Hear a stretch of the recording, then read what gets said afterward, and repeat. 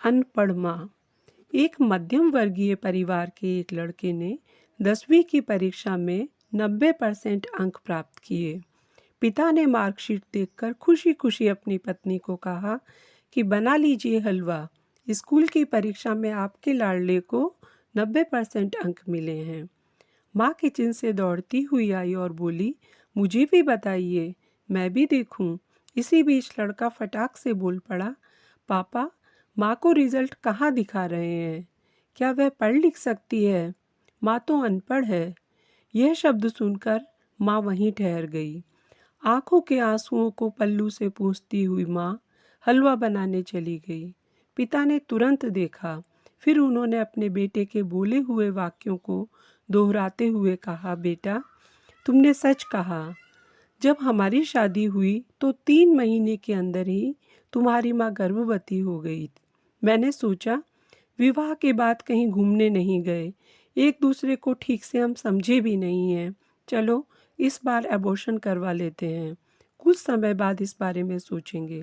लेकिन तुम्हारी माँ ने जोर देकर कहा, नहीं, बाद में नहीं, घूमना फिरना और आपस में समझना बाद में हो जाएगा।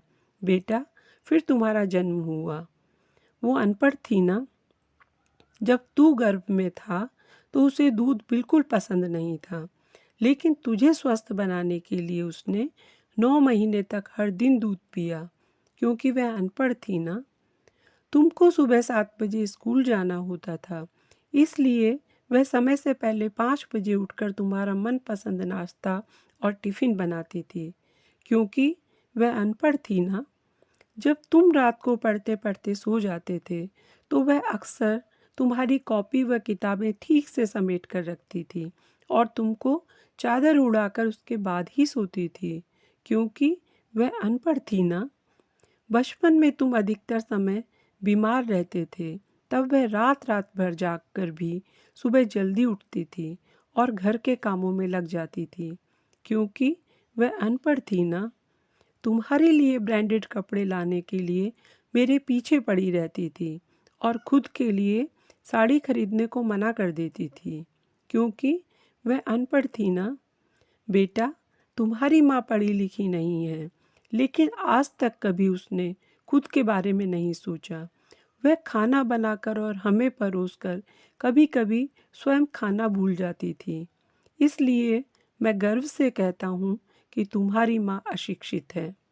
यह सब सुनकर बेटा रोते रोते अपनी माँ से लिपट गया और बोला, माँ, मुझे तो कागज़ पर ही 90% अंक मिले हैं, लेकिन आप मेरे जीवन को 100% बनाने वाली पहली शिक्षिका हैं। मुझे आज 90% अंक मिले हैं, फिर भी मैं अशिक्षित हूँ और आपके पास PhD के ऊपर की उच्च डिग्री है, जिसका नाम है माँ। आज मैंने अपनी माँ के अंदर छिपे डॉक्टर, शिक्षक, वकील, ड्रेस डिजाइनर, बेस्ट कुक, इन सभी के दर्शन कर लिए। कहते कहते वह माँ के चरणों में बैठ गया। ऐसी ही दिल को छूने वाली कहानियों के लिए चैनल सब्सक्राइब करें। धन्यवाद।